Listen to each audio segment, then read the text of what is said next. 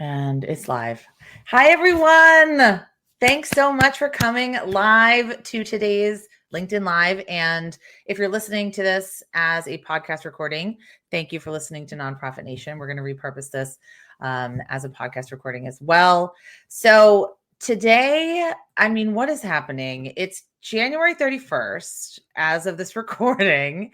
I really wanted to have my friend Bethany Snyder on to talk to me, to kind of talk me off a ledge, talk all of us hopefully off a ledge, but give us some real tips on how to navigate the crises, the chaos, the gaslighting, the whiplash, kind of the constant state of despair that a lot of nonprofits have been in, and just confusion, even if you're not in despair, just confusion about where to turn, what's really going on, how to react, how to communicate, all of these questions I've been seeing on social media, I've been seeing in my inbox. And Bethany, I know you have too. So just a really, really quick intro for Bethany, if you're not familiar. Bethany is the founder of Snyder Strategies, LLC, a boutique consulting firm she formed to share and leverage her deep understanding of the advocacy world with nonprofit and membership-based organizations. She's been on all sides of the advocacy desk as a grassroots advocacy director, a lobbyist, a consultant, a comms director, and a U.S. Senate staffer. And having worked for a range of organizations, she's passionate about ensuring that nonprofit and social justice organizations use their voices and expertise to influence policies that impact those most in need. Are we taking a breath? How are we doing? First of all, how are we doing? How are you doing, Bethany? Yeah, well, it has been a week. I can't believe it's Friday. I felt like Wednesday was Friday. I really felt like Wednesday was Friday, and I wanted January to be over. This week has lasted many, many months. But first of all, how I want to kind of provide context to this is that the goal is for us to be in chaos. That is the goal. Not our goal. No. But the administration's goal. That's not our goal, but the goal of all these executive orders, the goal of how they're rolling out the memos to implement them, it is to sow chaos and wreak havoc, so we can't keep our eye on the ball. So if everyone's feeling that way, I just want you to know you're not alone. That's intentional, and that this is what the purpose is. So just to give a little bit of background on the timeline that we've had. So I'm going to be referring to some documents over here on my other screen if you see me. Yeah, sure. So last week, the White House put out a slew of executive orders. Now, what's interesting about executive orders is they are I call them like a gray area of the law or gray area of policy. There are some things that the White House and the executive branch can definitely do through executive order. But then there's other issues, and I think this administration is testing the boundaries of this, that we have not seen, creating executive orders on things they intend that should be policy, or they intend to be policy, because executive orders only last as long as as that administration. And typically the next administration can keep the executive order or rescind it. And so we've seen, in addition to these executive orders, we saw the rescission of many executive orders as well.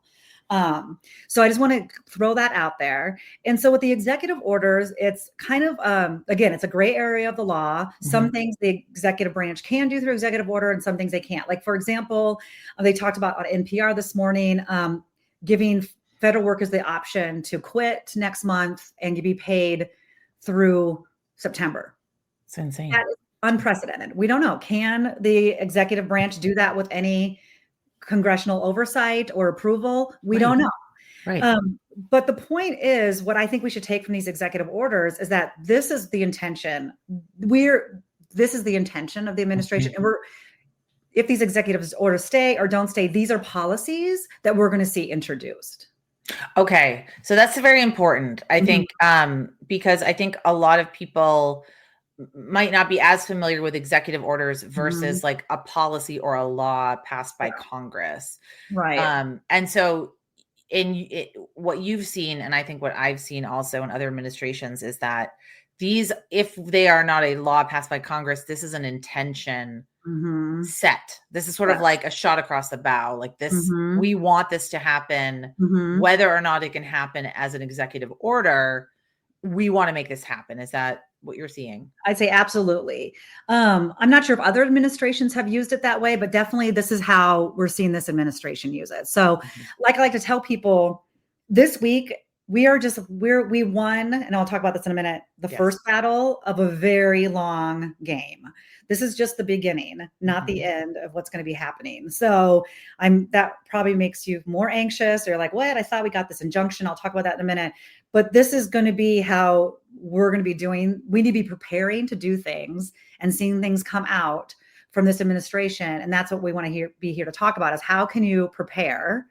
So we're going to see a lot of things be thrown at us, but as long as you have like a plan and you're prepared, and we do that over and over again, then you will feel a little bit more at ease and be able to weather these, tough storms. So let's talk about, I do want to talk about your formula, prepare, respond, advocate, but I want to talk about the funding freeze. You had nonprofits of all sizes and all spectrums and all verticals really scrambling. And so what happened? Maybe some of us saw headlines. I'm sure we saw on LinkedIn. We saw maybe, our executive director was talking about it. I didn't see communications from nonprofits about it, but that's the big headline this week. Can you give us some context around that? What happened and what are the implications for nonprofits? So last week, the Trump administration put out a slew of executive orders, and I'm going to we'll share some links. I'm not sure if I put a link in the chat here, if it will go to. If you put it in StreamYard, I can send it to LinkedIn. So I'm going to put a link in the chat from the National Council of Nonprofits that lists all the executive orders, and they're keeping this up to date and tracking it. So, I have that link too. I will get it. I'll put it in the chat. So when you put out an executive order, that's kind of stating this is what we want to happen. But then the OMB is kind of the implementation of that order, right? And so while we saw this executive order around DEI happen the week before, when it was the OMB memo that came out that said, okay, to implement this executive order, this is what we need the agencies do. We want them to freeze funding starting at 5:00 tomorrow. They'll freeze funding for 90 days as they answer these questions that we have to make sure that they're meeting the administration's policy priorities. So that's why people are like, well, we have these executive orders already, so why do we have this other piece? So it's the OMB memo that implemented it or told the agencies what to do about the executive order. And then what happened is the National Council of Nonprofits and some other some small organizations around small businesses, they filed an injunction on Wednesday to temporarily halt the funding freeze. And so, but what it halted was the OMB memo. The executive order still stands. Okay. So again, this is a lot of gray area. And so we're not sure, and the courts will weigh in on that. We're not sure if they can act fast enough, that we'll need. But that's where we're at right now. A judge is going to hear the case on Monday. And so, of course, the administration can appeal, and then we can appeal. There's going to be all of that going back and forth. So hopefully we'll get a longer injunction while they're working this through the courts. That's what we're hoping for. So then again, so then they just don't halt funding freeze. They don't freeze funding while they're looking at these questions they want to look at. So each agency has 90 days to look at these questions. And I can share the questions that we got. I'll put that link in the chat. And I've seen these kind of questions circulating several times. So I'm pretty confident that this is accurate. And so these are the questions that the agencies are tasked with saying, okay, when they look at a program, asking those program heads, hey, does the program have any pending funding announcements, et cetera. So what we're saying is while you're doing that, let's keep these programs funded, right? Yes. Let's keep them going while you do the 90-day review. Okay. Again, that puts us in limbo maybe in 90 days on what's going to happen, but at least it gives us all some breathing room. And, then it gives organizations an opportunity to do some of these things we're going to be talking about. Because when the memo came down, even though they said it was going to be all funding was going to be shut down at 5, we heard that portals were shut down at noon. People couldn't draw down, community colleges couldn't draw down their federal fund. Yep. I've already heard people saying grants were canceled, things like that. Yes. Yep. Yeah. So there's already been impacts of this. And chaos is the intended impact at the end of the day. So that's where we are right now. There is an injunction until Monday. A judge is going to hear it. Again, hopefully we want them to, our goal is to have it be longer, hopefully around this 90 days. So that's where we are right now. Okay. Like I said, if you want to look at the specific executive orders that are out there, you can look at that NCN one. But the ones that people are most concerned about is the DEI one. I mean, I wouldn't say most concerned about it. I think the ICE one is also really disturbing and having chilling effects in our communities. But when it comes to nonprofit, and then obviously there's LGBTQ ones, targeting trans people, and those are also in that chart. But when it comes to like the specific nonprofit sector ones, it's the DEI ones that we're really tracking. And that's what the freeze was about. So they can look and see that we're not spending government money on these programs that we don't agree with, or the administration doesn't agree with. So there's a lot to unpack here. So what are the implications if these executive orders do go through? I mean, millions and millions of dollars that go to organizations that are the safety nets of our entire country will be affected. Yeah. And the Trump administration continues to say this does not impact direct payments to individuals. So Social Security, Medicaid and Medicare, which actually aren't direct, payments to people, but they provide healthcare, SNAP, et cetera. Those things aren't impacted. But then you think about a Head Start program. That's not a direct payment to a family, but if they can't pay payroll and can't have teachers, those families don't have childcare, right? And that affects their ability to go to work. Exactly. Or we heard about an organization in Iowa who coordinates our homeless system, and they were not able to process payroll. And they're like, we're gonna have 140 workers who won't get paid. That's going to impact them. And then the ability of the system that helps provide shelter for unhoused folks, that's going to dismantle, right? So while I know the administration is trying to ease people's concerns, saying direct payments to individuals are not impacted, these programs touch all people's lives, all aspects of their lives, right? From food support to housing to healthcare to scientific research to domestic violence shelters to childcare. To Veterans Affairs, to elderly housing. I mean, Small Business Administration. Small businesses. So it can have devastating effects. But what I think the opportunity is for us here is, and I agree, the nonprofit sector has not done a good job of sharing how awesome we are, right? We're our least best cheerleader. We don't want to pat ourselves on the back. We just want to put our heads down and do the work. But then when something like this happens, people don't understand how vital we are to day-to-day life. Yes, exactly. And so one of the things we've been talking about is, so when someone, so the first thing, let's talk about like the things that I talked about in my blog post, which is how do you prepare for this, for this fight, right? So first is like a fortifying your organization, right? Is like, staying informed and educating your team. I highly recommend, if you are not following or not a member of your state nonprofit association, become one and follow them. They are, as one person said this week, doing the Lord's work of fighting back, putting out information and helping their nonprofit members really weather these times. So that's the first.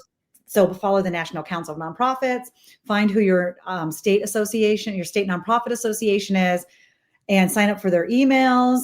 If you can become a member, that's even great because they need money to do this work, et cetera. So first is stay formed. Look at those executive orders. Think about how they could impact you.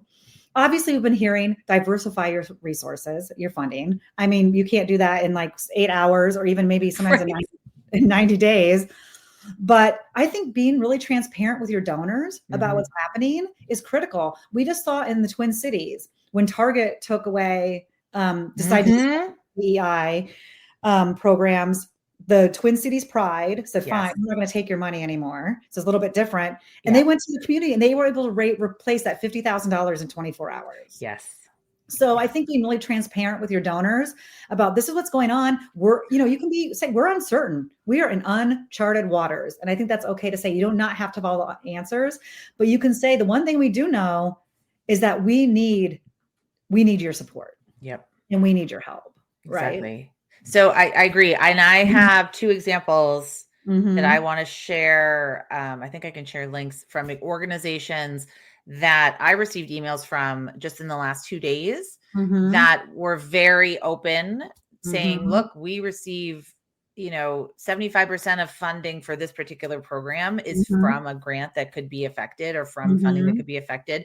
And we just want to let you know that we're committed to this program, but we need your help and we might need you to step up. And, Mm-hmm. the way you could do this is be a recurring donor. I'm Yes. not saying you have to send out a fundraising appeal, but I think what Bethany said is true. Being open and honest with your donors that this is happening and this could affect the delivery of services and the Mm-hmm. impact you're creating. Absolutely. And I think I always have a bias towards action, which sometimes isn't always great, but I think, which is sometimes a bit me. No, it's great. But silence breeds more confusion and more anxiety. Yes. But when Yes. you put out a statement, we don't know what's going on yet, but this is what's going on. People like that. They want to hear that. They want to hear that you are thinking of them and you're thinking about it and you've got it, even if you don't have all the answers right now. Mm-hmm. I like to remind folks that the nonprofit, while our trust in information sources has drastically decreased over time, people still trust their nonprofits that they donate to. There's still trusted sources of information. Mm-hmm. So people, and this is one of the things that we don't want to lose, right? Yeah.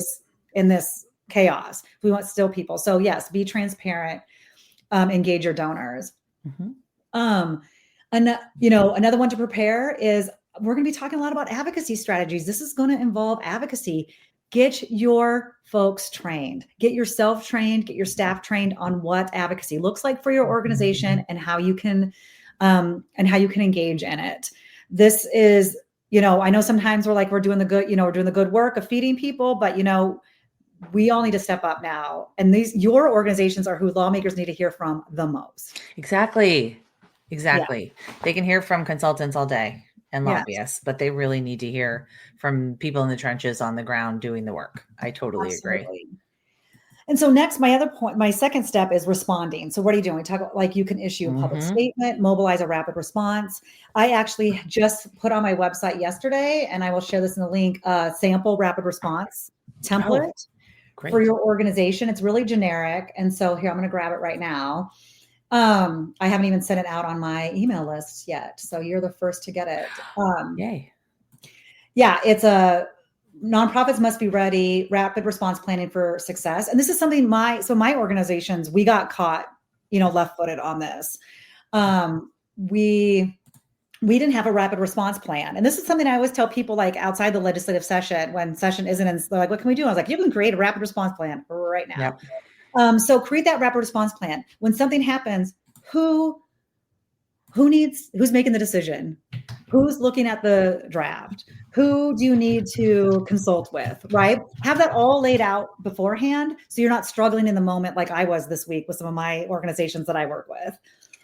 So that's a template there that's pretty generic that you can use. It's like a 5-step plan. And then think who do we need to tell? Do we need to tell our board first? Do we need to tell, as executive committee, the board, staff, then our stakeholders? Just think through all those things, so then again, when this happens again, you won't be kind of caught off guard. Provide emergency support for your community. Again, engaging these donors. If I want to call out to all the foundations who might be anyone from a foundation that's listening, if you can provide rapid response grants, right now is the time to do it. Yes. Get those 1-page applications ready that will not take 16 hours to create, and ask your grantees, what do you need from us right now? How can we help you? Yes. And I want to talk about a webinar I was just on that was hosted by the National Council of Nonprofits, but it was really for the National Council of Philanthropy. And that was today. And was that about how to respond to these things? Yes. And one of the, of course it was a lawyer who was I understand I'm married to a lawyer, so they have to talk about risk all the time. But one of the things they talked about was scrubbing your website of DEI. I don't know. I would want to I do don't, that. I mean, of course, that is the most risk adverse thing you could do. I'm not sure that's going to help our sector. And I'm No. not sure that that's going to help the communities most in need. And I think, and I brought this up, I was like, what about organizations that are LGBTQ, that serve LGBTQ people, or the Latino Yeah. food shelf, or the Black led organizations? They can't scrub their websites. Mm-hmm. Their whole mission is serving Mm-hmm. vulnerable and marginalized populations. So, but I think having those conversations with your board and your leaders about how bold you want to take, and I'm going to encourage you to be as bold as you can. That is a conversation to have when you're going through this rapid response plan. 100%. 100%. Um, Okay. Oh yeah. So now we're still on respond. Well, you respond, then we're going to move on to advocate. So Okay. yeah, this is where we're going to build partnerships. We're going to push back. Who are those other folks in your community that you can rely on? So I work with the Iowa Nonprofit Alliance, and I thought, let's get a call of all the red rural small states, right? Our needs are way different than Minnesota or Oregon or Maryland, right? Or California. Mm-hmm. And so I want to get us together so we can talk as leaders on like, how are we working within the unique environment that we're in certain states. So I'm already thinking like I'm getting on calls with the Iowa Council of Foundations. Okay, how are we going to work together? So be thinking about who are those partnerships you need to build or tap into, and then have a conversation. How do we want to work together? Do we want to respond together? I think like some organizations are going to go further than other organizations, and that's fine, but just having that conversation and letting them know we're going to take this as far as we can. I understand if you're can do more behind the scenes stuff, but just have those conversations. Mm-hmm. Mm-hmm. And then again, engage lawmakers at every level. The one thing this thing has taught me, this fire drill this week, and we already knew this, lawmakers do not understand the nonprofit sector. No. And we already knew this. We know this every single day, but it definitely came to head this week. Yeah. So take a time to reach out to your local lawmakers and say, I want to tell you about our organization and how we receive funding. And when people ask, how do you receive funding? We can't just keep saying it's complicated. You have to come up with something. Like, even if it's like 1/3 comes from individual donations, 1/3 comes from grants, and 1/3 comes from federal funding, or this program is federal funded. Just, I think a one-pager on that, and just educating lawmakers and the public and stakeholders about how you're funded and the symbiotic relationship between government and the nonprofit sector. Yes. Nonprofit sector does the work of the government, right? Yep. We're the safety net. We are the safety, and I think it's a good thing. Our communities are on the ground. We're closest to the people most effective. We can provide care and services in a culturally competent, community-based way, right? You want that person you see at the grocery store helping you out, not, some government bureaucrat, right? I think, and that's the way the system works great. And it works great when we have mutual respect for each other. And so that's one of my main takeaways when I'm talking to our lawmakers here in the state of Iowa is this relationship is symbiotic. We rely on each other. And in order for this to work, we need to work together. And these kind of things are not helpful, like what just happened this week. Exactly. So I think that's so important. So if you can have a conversation with your local lawmakers or your state lawmakers, just to explain to them about your organization, how, and this is not lobbying because you're not asking for a bill. No, you're just explaining to them how it works. You're just educating. Facts. Exactly. And then lastly, of course, invest in long-term policy change, right? Yeah. We want to make sure that we create more equitable systems, and we're seeing where we already knew where the gaps were. This week has just highlighted them and illuminated them. And so now I think hopefully longer term, we can work on filling those gaps and making sure that I think we can come out as a stronger nonprofit sector after all of this. I have hope. Absolutely. Yeah. I want to just address some of the questions that I have received and some of the conversations that I have had with my clients, because clearly you and I are very much on the same page. Anyone that has spoken to us, talked to us, been on a training with us, listened to us talk, looked at our backgrounds of our office, clearly understands that we're very pro advocacy and speaking up for what's right and what's not right, and just very pro speaking up for the communities that we serve and at the nonprofit level. But what about pushback from our board and our donors? And what about a board that says, oh no, we can't delve into politics? And right. Well, one thing we want to remember is that in the eyes of the IRS, politics, big P, is candidates, Yep. political parties, and elections. None of this we're talking about has to do any with that. Exactly. Now, of course, things have been politicized, right? Things I would have never thought would be politicized: masks, vaccines, the word DEI, right? But we can't play into their handbook. We can't now take that on and us say, this is political. It's not. It's not. Vaccines are not political. Masks are not political. Equitable practices are not political. We know that they improve the lives of our communities when we have equitable practices, when we know that, I mean, we just see this. I just think about the Small Business Association. That's why they have programs geared at veterans and women and people with disabilities, because they are disadvantaged, but they know that the more we have those sorts of small business owners, the better our communities are served, right? Exactly. And another thing we need to think, we can't fall into the trap of defining DEI as they are. We need to say, this is what DEI means to our organization. This is what it means to be diverse to us. It means serving with integrity and with value, whatever that looks like. Exactly. But I would say, I would push back and say, we don't need to fall into their trap and start using the master's language. We can create our own language around this and educate around it. I completely agree. Like, let's own the language. And also, I think what I would love to implore to them, which I do say all the time, is that no matter what you do, someone is going to push back on it. Absolutely. Whether you're saving kittens or you are helping, it doesn't matter. Like, really, anything, libraries, museums, arts organizations, research, domestic violence, there's always going to be pushback. But at what point do we stand up and say, no, this is what we stand for. This is what we're doing. This is what we believe in.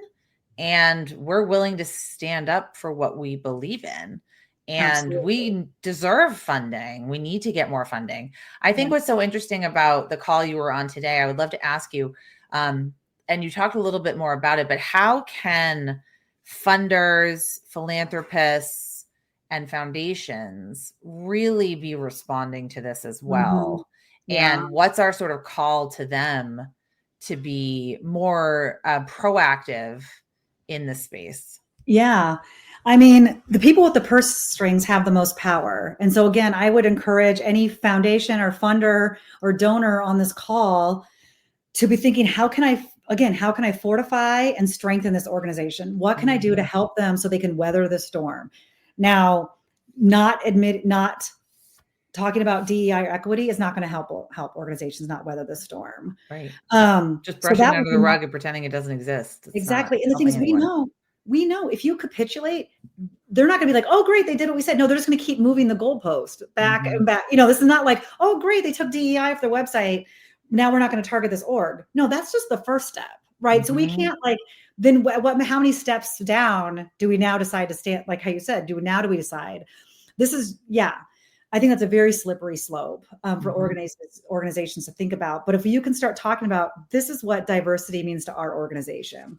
This is how we practice it. Just start. I think education is the number one thing we need to do right now. It's clear. We've always known this. People not understand the nonprofit sector. And so we need to do better about educating them. And I think foundations can help with that. Foundations have a very strong voice. They can be doing a lot of this work and talking about how important the nonprofit sector is. They can put out those one-pagers on funding, right? These people are already working to feed people and house people. The foundations can create a one-pager. They have brains, as my mom used to say, their hands aren't painted on. Yeah, their hands aren't painted on. What an amazing saying. Right? Why? I'm going to start saying that to my kids, by the way. Your hands aren't painted on. Yeah. Oh my gosh. Yeah, I would love to see our foundations here putting out, this is why the nonprofit sector's putting out those one-pagers, and then we just use them, right? We can tweak them and use them for our own. But I think that would be great and a great role for our foundations to do. I agree. And foundations often have pretty powerful movers and shakers on their boards.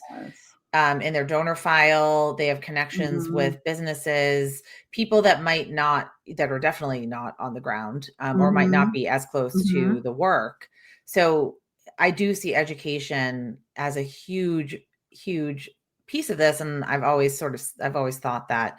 So I guess one other thing I wanted to ask you, how can we stay informed while maintaining our mental health? Like, do you have any tips for us? Because I know so many people on this call and on this LinkedIn Live and listening to the podcast, that's something they're really struggling with right now.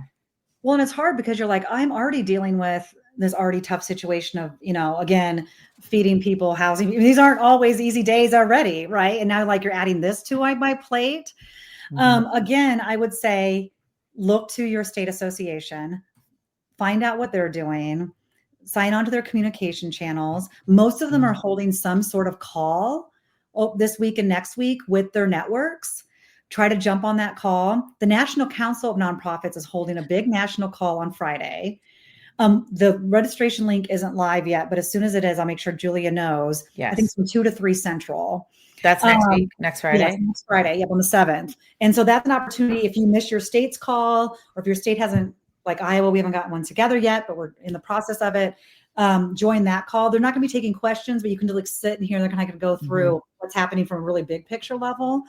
And I think, obviously some of those really basic things, call your program officer at the agency, talk to them, find out what they know, call your grantors and say, hey, did you know that this whole program that we do is federally funded? Is there a way that can we get some emergency funding in case it goes away? Start having those conversations now.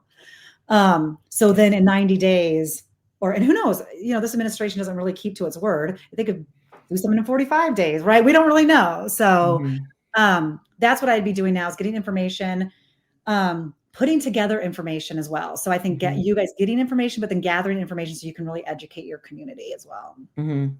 How should we be communicating right now? And I know we should be, but I do see a lot of, especially maybe smaller organizations, feeling like there's so much clutter. There's so many things. People are so overwhelmed with information right now. Yeah. What are some strategies you have for maybe how we can communicate with our donors, with our stakeholders? Yeah.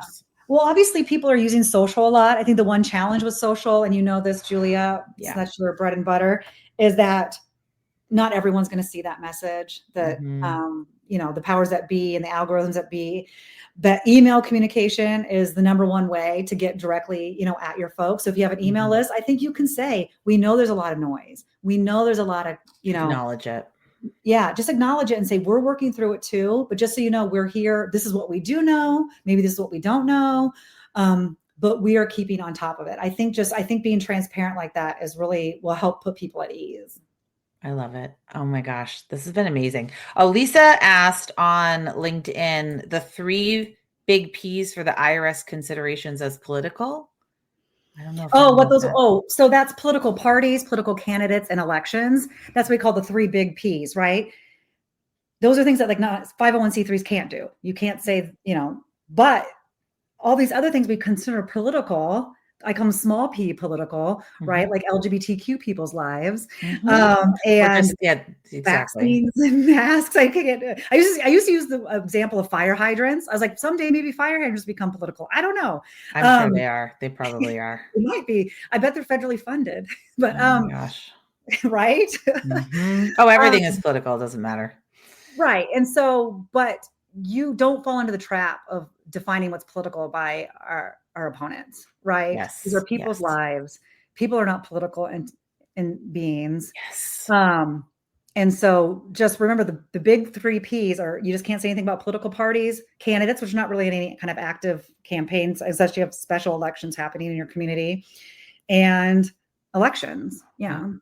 Right. Exactly. So that's what I really think is so important about advocacy. We talked about this when you were, you've been on my podcast a couple of times, and this is something that I just want to really drill home for nonprofits, is that you can talk about current events. You can say, we lost this grant, or we are scared to lose this grant, or we are really scared about the implications of this law on the constituents and the people that we serve. That is not going to violate your 501c3 designation. It really is. If you say, anything about an election or, like you just said, a candidate. But I do think really making, pretending that these things don't exist is not going to build trust, and it's not going to build community. Our donors and our supporters and stakeholders, they turn to us to be the go-to resource on the issue that they care about, the problem that they want solved. And when I hear just sort of radio silence from organizations that I know are working on issues that I care about, that are in the news, that I don't have the time to be on the forefront of every single headline and every single everything. So I really do trust the nonprofits to do that. I think we're doing a disservice being silent.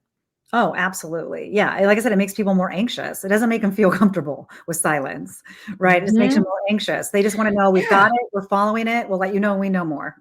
It sort of was like in COVID. Do you remember when there was like radio silence from so many nonprofits? And I thought, this is something that actually is happening universally, like all around the world. And I kind of want to know. I want to know what's happening. I want to know how it's impacting you. I want to know what I can do. Like most importantly, as a donor and as an advocate myself. Absolutely. And I'd say, like, I know also go see what is in your queue to be sent out in your emails. I've gotten a couple tone deaf emails today where I'm like, why are they sending this? This is a weird thing to send out today, considering all that's going on in the world. But I'm sure it was scheduled like last week, right? Yep. So I'd say go back and look at your queue and be like, does this seem like the right time to send this right now? Yeah. Oh, well, this is an interesting question. I don't know the name, but it's Boss Coaches. Would it be okay to post an open letter to the president regarding DEI on our website? Well, that's interesting. We are writing. So some of the organizations I work with are writing letters to our federal delegation. Just, hey, we're, this is our organization. This is one. Just want to tell you more about us. Since obvious. I mean, it's obvious you don't know. You're confused. It's not going to say that. It's going to be very nice. But we're going to post that on our website, definitely, because I want to make sure that if people want to replicate it, that's another way to educate the public. So I wouldn't necessarily send one to the president. I think the more effective strategy is really your state lawmakers and your federal lawmakers. Exactly. Oh, great. And I think you could just make an open statement about how you feel about DEI. Like, absolutely. This is how we feel about it. This is our policy. And this is what we're going to do. Yep. And I know some people are saying that that's going to put targets on backs. That's what kind of the gist of this webinar I went to. But this is the thing. There's organizations already with targets on their backs, right? That can't get the targets off their backs. So this isn't going away. I think bolder action is what we need. And I think people of privilege need to take the boldest action. And the ones who don't have the targets on their back yet, because you've heard this, they came for the blah, blah, blah. And then there's no one left to save me. We've all heard that,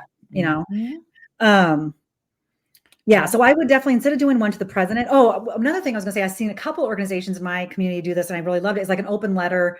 So the Iowa Nonprofit Alliance, an open letter to Iowa's nonprofits, just saying, we got this. Oh, we love you. That. We are thinking about you. We know it's been a tough week. Like, it's an open letter to Iowa's nonprofits. And I've seen that our LGBTQ organizations send one to the LGBTQ community. Like, these executive orders that came back from Trump, they're devastating. We know it's impacting you as a community. We're going to do all we can to fight against them. So I also think that's something to send a letter to your community if you serve a specific constituency. I love that. I got an email from Amy Sample Ward at the Nonprofit Technology Network today. Did you get that email that said, I want to give you a hug? And I almost cried. I thought, oh my gosh, I want to hug so badly. So they wrote, we've got you. We see you. Here's some resources. We don't have all the answers, but we are committed to you and we're here for you. I thought that was such a beautiful letter. Just a really not having to have perfection, all answers, but just saying we're here in community together and this is what we're doing. And that's really what I wanted to do today with this LinkedIn Live. So Bethany, thank you. Any last thoughts? No, my last thoughts are just everything to the ground or no? No, well, maybe, but we're just screaming and we're screaming. at midnight tonight, maybe. We're all just going to scream into the void together. I want to remind people who are really in this fight, take breaks, pass the torch to other people, take care of yourself. Remember, put the oxygen mask on yourself first before you can help others. I think that's just sometimes as nonprofit people, we sacrifice ourselves and our families and our own health. Don't do that. There are lots of people working on this. Find the helpers. If you need to step back, do that for yourself. Don't feel like, there's no cross to die on here. We're all in this together. That's my final parting words. Yes, I will post links for everyone to connect with Bethany in either in the show notes of the podcast or in the comment section. SnyderStrategies.me, Bethany Snyder on LinkedIn, and you can obviously all connect with me on LinkedIn. But I really appreciate you taking the time. I know you're so busy. There's a lot going on. This was a nice little reprise from looking at the news. Yeah. Well, and thank you for having me on and lifting this up. Like, we need to be having these conversations over and over again.